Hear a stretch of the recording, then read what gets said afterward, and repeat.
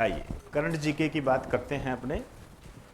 दो महत्वपूर्ण पॉइंट है जिन पर ऑडिटोरियल आए हुए हैं। एक पर ऑडिटोरियल आया है, दूसरी न्यूज़ है। अब इसको शुरू करने से पहले मैं आपको बता दूं कि आज मतलब कितनी डेट है, 13 नवंबर 2 बजे से अपने एक नया पैटर्न चालू कर रहे हैं, एमसीक्यू वाला। इसमें आपका पूरा रिवीजन का आधार रखा जाएगा। जो भी बच्चे इसमें शामिल होना चाहते हैं वो शामिल हो जाएं, नहीं होना चाहते हैं वो उनकी मर्जी है भाई। लेकिन मैं आपको एक चीज़ बता दूं, अभ्यास जो होता है वो कामयाबी में महत्वपूर्ण रोल प्ले करता है। अभ्यास मेरे जीवन में, हालांकि इतना बड़ा नहीं हुआ हूं अभी तक मैं, मेरे जीवन में ऐसे कई एग्जाम्पल है जो इतने समझदार नहीं थे, या आप कह सकते हो कि पढ़ने लिखने में इतने तेज नहीं थे। समझदार तो कहना थोड़ा गलत हो जाएगा, पढ़ने लिखने में इतने तेज नहीं थे, लेकिन अपने अभ्यास के बलबूते पर वो बड़ी बड़ी जॉब लग गए।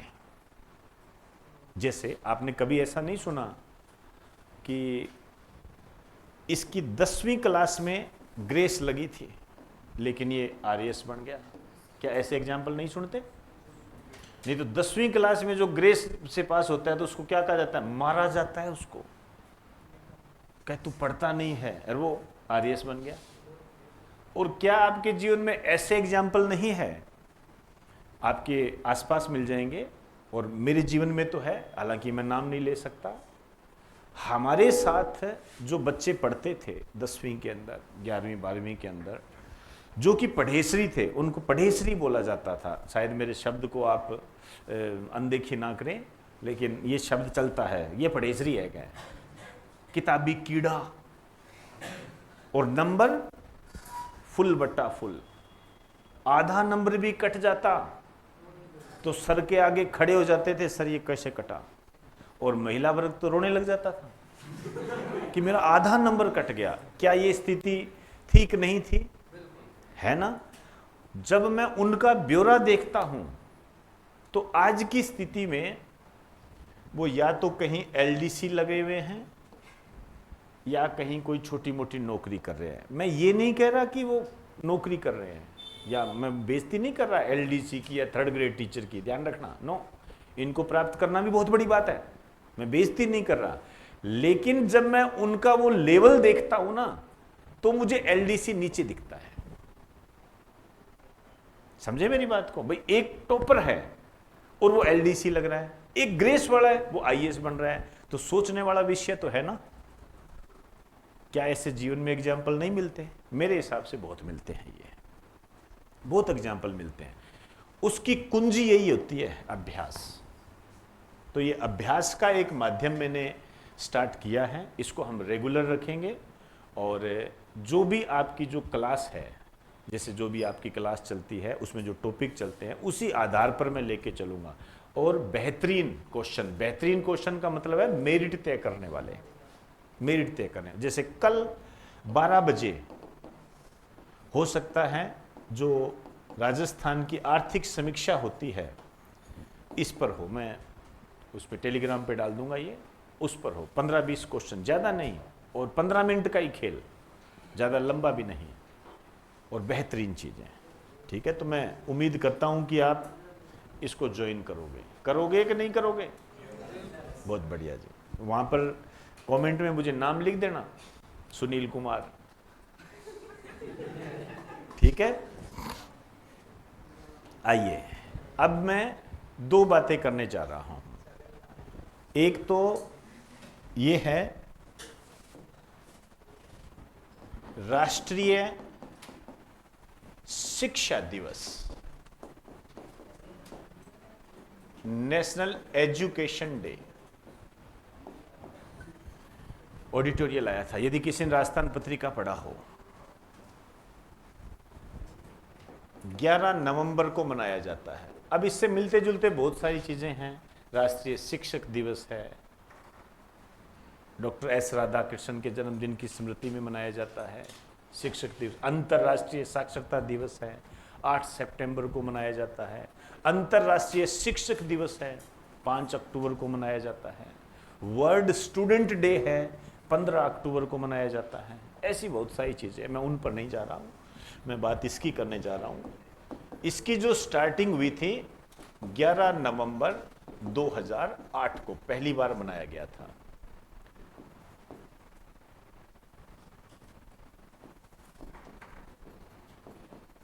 मौलाना अबुल कलाम आजाद के जन्मदिन की स्मृति में। भारत के प्रथम शिक्षा मंत्री कौन थे? समझ गए ना? इसी कारण से ये जो मौलाना अबुल कलाम आजाद हैं, भारत के प्रथम शिक्षा मंत्री थे। राजस्थान के शिक्षा मंत्री कौन है? बहुत चर्चित है, मदन दिलावर जी। कौन है?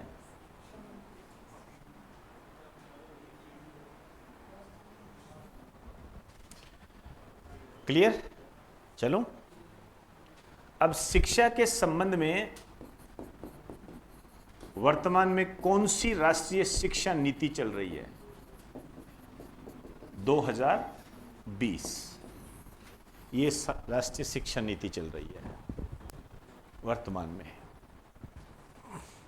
ठीक, चलो आगे। ये एक डे है, डे पे क्वेश्चन आ जाते हैं। जैसे आज 13 नवंबर है, कल 14 नवंबर है, 15 नवंबर को जनजातीय गौरव दिवस मनाया जाएगा। उसकी बात मैंने पहले भी कर ली थी, लेकिन वो बहुत टॉप का क्वेश्चन है ये। चलिए जी, इससे भी ज्यादा जो महत्वपूर्ण बात मैं बताने जा रहा हूं, जो पहले के एग्जाम में पूछा जा चुका है, इसको तो मैंने देखा नहीं है एग्जाम में, लेकिन ये ऑडिटोरियल में आया था, इस कारण से महत्वपूर्ण बन जाता है।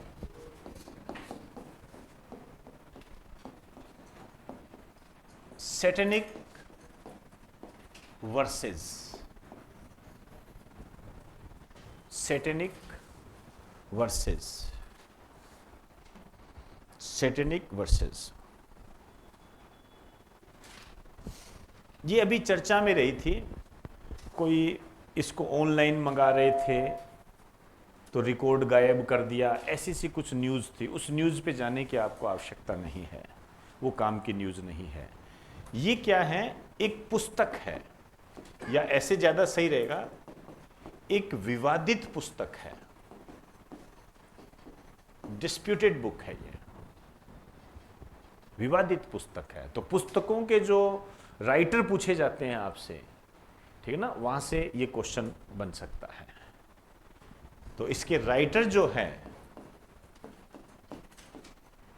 ये है सलमान रश्दी। सलमान रश्दी मुस्लिम समुदाय पर आपत्तिजनक टिप्पणी करने के कारण यह चर्चा में रही थी और इसको बैन कर दिया गया था। विवादित है ये सलमान रश्दी, ठीक है ना। ये है, ये जो सलमान रश्दी है, ध्यान रखना,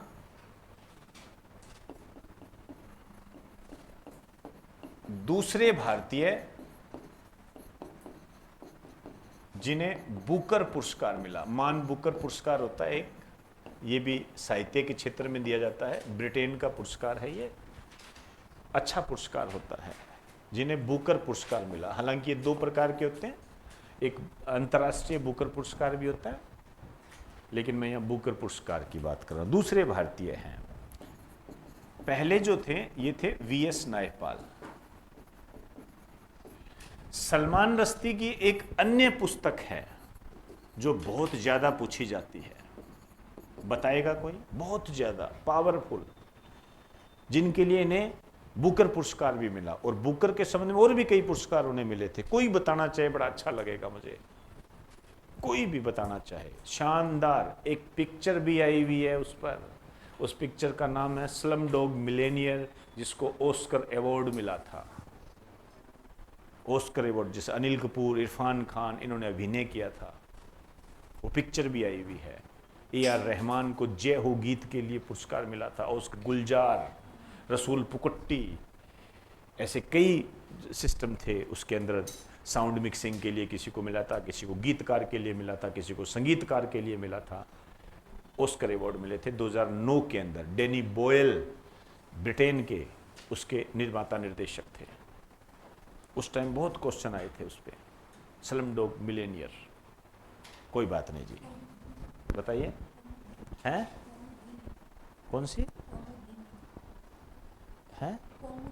ओमुद्दीन, ओमुद्दीन नहीं, ये नहीं है, कोई बात नहीं। राजस्थान एसआई 2007 में भी वो क्वेश्चन आया था, मिडनाइट चिल्ड्रंस, याद आ गया होगा आप तो, मिडनाइट चिल्ड्रंस। ये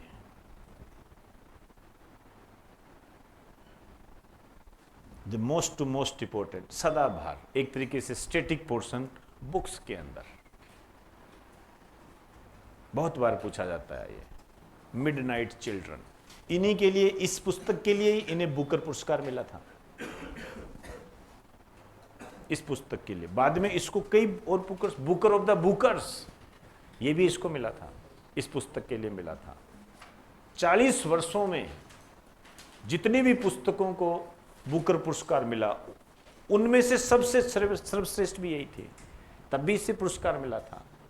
फिर जब इसके 25 साल पूरे हुए तब भी इसको पुरस्कार मिला। इतनी महत्वपूर्ण है ये। फिल्म बन गई स्लमडॉग मिलियनेयर वगैरह। क्लियर? चलिए जी, आज इतनी ही बात करेंगे, दोनों पॉइंट महत्वपूर्ण है।